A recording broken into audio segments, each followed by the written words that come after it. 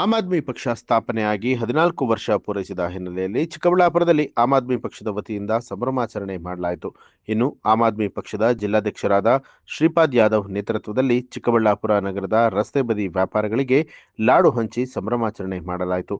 ಈ ಕುರಿತು ಮಾತನಾಡಿದಂಥ ಆಮ್ ಆದ್ಮಿ ಪಕ್ಷದ ಜಿಲ್ಲಾಧ್ಯಕ್ಷರಾದ ಶ್ರೀಪಾದ್ ಯಾದವ್, ಆಮ್ ಆದ್ಮಿ ಪಕ್ಷ ಸ್ಥಾಪನೆಯಾಗಿ 14 ವರ್ಷ ಪೂರೈಸಿದ ಹಿನ್ನೆಲೆಯಲ್ಲಿ ಇಂದು ಚಿಕ್ಕಬಳ್ಳಾಪುರ ನಗರದ ಕೋರ್ಟ್ ವೃತ್ತ ಹಾಗೆ ತಾಲೂಕು ಕಚೇರಿ ಸುತ್ತಮುತ್ತ ಸಿಹಿಯನ್ನ ಹಂಚಿ ಸಂಭ್ರಮಾಚರಣೆ ಮಾಡಿದ್ದು, 2028ಕ್ಕೆ ಮತ್ತೆ ದೆಹಲಿಯಲ್ಲಿ ನಮ್ಮ ಆಮ್ ಆದ್ಮಿ ಪಕ್ಷ ಅಧಿಕಾರಕ್ಕೆ ಬರುತ್ತೆ ಅಂತ ಹೇಳಿ ವಿಶ್ವಾಸ ವ್ಯಕ್ತಪಡಿಸಿದರು. ಕಾರ್ಯಕ್ರಮ 13ನೇ ವರ್ಷ ನಮ್ಮ ಆಮ್ ಆದ್ಮಿ ಪಾರ್ಟಿ ಯಶಸ್ವಿನ ಮೂಲಕ ಕೊನೆಗೊಂದು ಇವತ್ತು 14ನೇ ವರ್ಷದ ಕಾಲಿಡ್ತಾ ಇದೆ.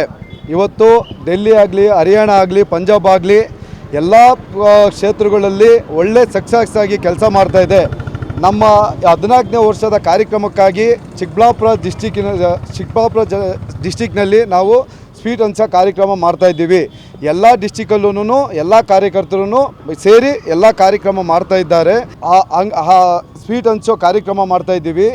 ಇವತ್ತು ಎಲ್ಲ ಕಾರ್ಯಕರ್ತರು ನಮ್ಮ ಬೆಂಗಳೂರಿನ ಕಾರ್ಯಾಲಯ ಆಫೀಸಿನಲ್ಲಿ ಎಲ್ಲ ಸೇರಿ ದೊಡ್ಡದಾಗಿ ಕಾರ್ಯಕ್ರಮ ಮಾಡ್ತಾಯಿದ್ದೀವಿ. ನಾವೆಲ್ಲರೂ ಅಲ್ಲಿಗೆ ಹೋಗ್ತಾ ಇದ್ದೀವಿ. ತುಂಬ ದೊಡ್ಡದಾಗಿ ಬೆಳವಣಿಗೆ ಆಗ್ತಾ ಇದೆ. ಸೊ ನೆಕ್ಸ್ಟು ಮುಂದೆ 2028ಕ್ಕೆ ನಮ್ಮ ಸರ್ಕಾರನೇ ಬರುತ್ತೆ ಅನ್ನೋ ಆಶ್ವಾಸನೆ ಮತ್ತು ತುಂಬ ನಂಬಿಕೆ ಇದೆ.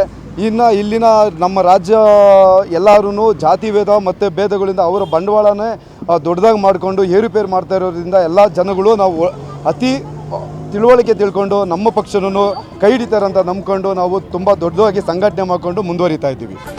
ನ್ಯೂಸ್ ಅಲರ್ಟ್ ನಿಮ್ಮಿಂದ ನಿಮಗಾಗಿ.